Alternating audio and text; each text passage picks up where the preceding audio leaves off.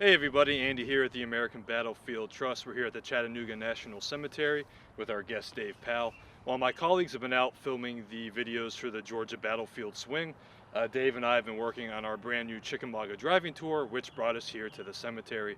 So we figured while we were here, we might as well shoot a video for the tour swing as well. So with that, Dave, I'll turn it over to you. Thank you. This monument was erected by the state of Ohio in 1890 to commemorate the Andrews Raiders.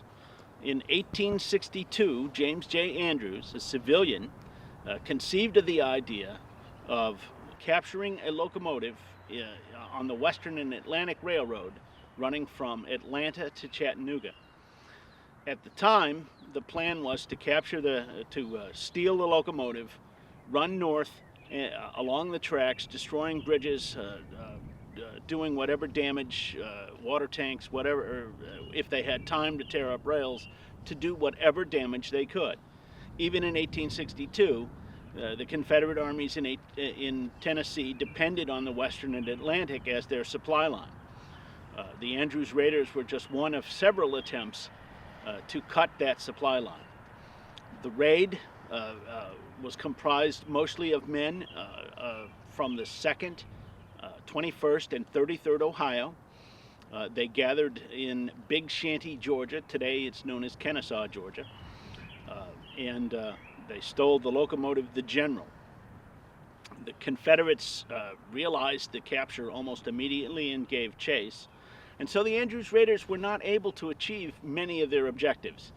They embarked on a race northward to try and outrun the Confederate locomotive, ultimately several locomotives pursuing them. But in the end, they were captured just outside of Ringgold, Georgia. And they were taken to Atlanta. A number of the raiders, 8 of the raiders were ultimately executed in Atlanta, including James J. Andrews, who was a civilian, and 7 members of mostly the 2nd Ohio, I believe. In 1863, many of these men who escaped would be returned to service in the Union Army. Several of the men in the 21st Ohio would actually be captured again at the Battle of Chickamauga on September 20th, 1863, when their regiment was captured on Horseshoe Ridge. So a number of men, several of them, got a second trip to Atlanta and ultimately to the prison camps of the Confederacy.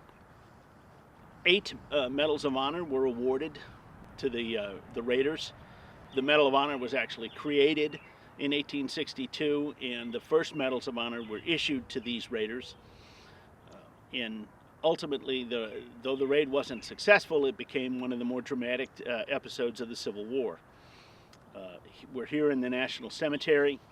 The Chattanooga National Military Cemetery was created in 1864, first to bury the dead of the Chickamauga and the Chickamauga campaign and the fighting around Chattanooga, the battles for Wauhatchie, Lookout Mountain, Missionary Ridge, and the other fighting, and ultimately much of the dead of the 1864 Atlanta campaign would also be buried here. And ultimately, it's still an active national military cemetery today. There are still burials, interments that occur. Perhaps the most famous story about the National Cemetery is that when George H. Thomas was commanding the Army of the Cumberland in early 1864, and the idea was conceived to create this national cemetery to bury all these war dead, Chaplain Van Horn, who was a member of George Thomas's 14th Corps,